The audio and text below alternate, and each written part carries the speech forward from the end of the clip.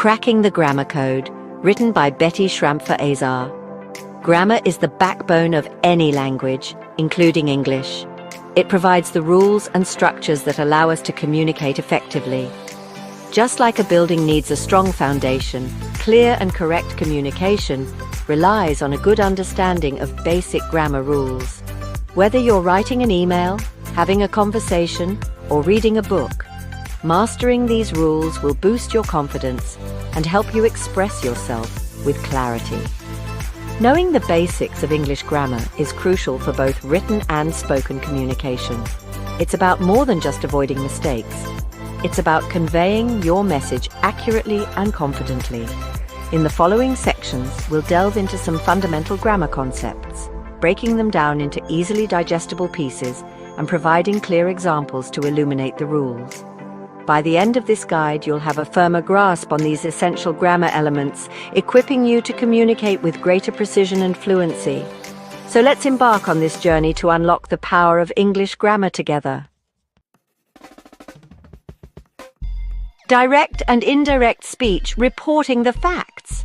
Direct speech is like quoting someone word for word. Imagine you're repeating exactly what they said, including their tone and any pauses. We use quotation marks to indicate direct speech. For example, she said, "I love reading books." Indirect speech, on the other hand, is like paraphrasing. You're reporting what someone said without directly quoting them.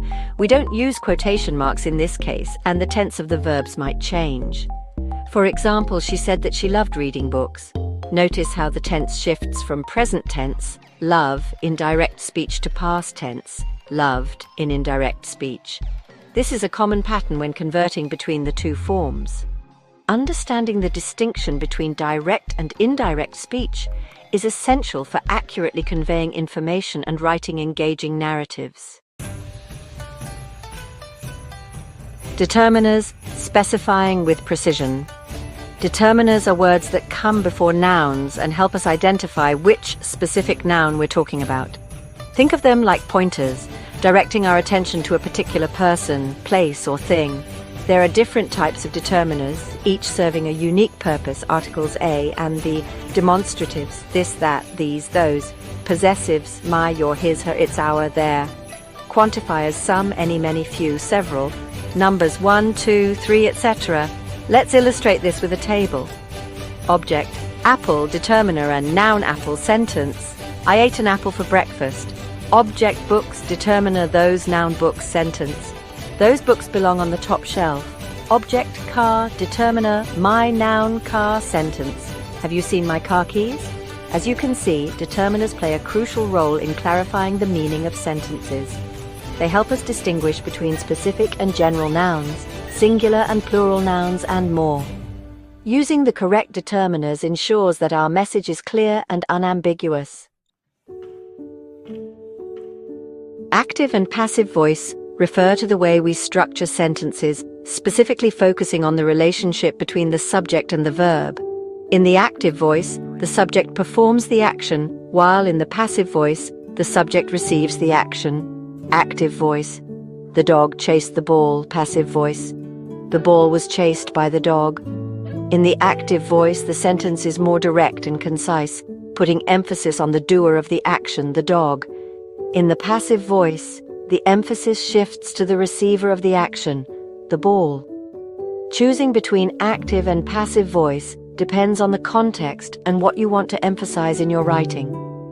The active voice is generally preferred for its clarity and conciseness, while the passive voice can be useful when the actor is unknown or unimportant. Tenses are the backbone of verbs, telling us when an action happened, is happening, or will happen. English has 3 basic tenses: past, present, and future. Each of these tenses has different forms to indicate whether an action is completed, ongoing, or happening before another action. Here's a simplified breakdown of tenses and their forms.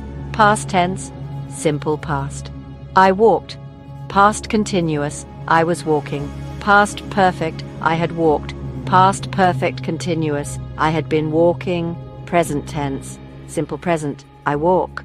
Present continuous, I am walking. Present perfect, I have walked. present perfect continuous, I have been walking, future tense or simple future, I will walk, future continuous, I will be walking, future perfect, I will have walked, future perfect continuous, I will have been walking. Mastering tenses is essential for accurate communication. It allows us to place events in chronological order, understand the sequence of actions, and convey the intended meaning clearly. Practice using different tenses in your writing and speaking to improve your grasp of this fundamental aspect of English grammar. In conclusion, mastering the basics of English grammar is an empowering journey that opens doors to clearer communication and greater confidence. We explored the differences between direct and indirect speech, learned how determiners add precision to our sentences, and discovered the impact of active and passive voice on emphasis. Remember, practice makes perfect. Embrace the opportunity to apply these grammar rules in your everyday life, whether you're writing an email, having a conversation, or simply reading a book. The more you use them, the more natural they'll become. Don't be afraid to make mistakes along the way. They are valuable learning opportunities. Embrace the journey of continuous learning and let the power of polished English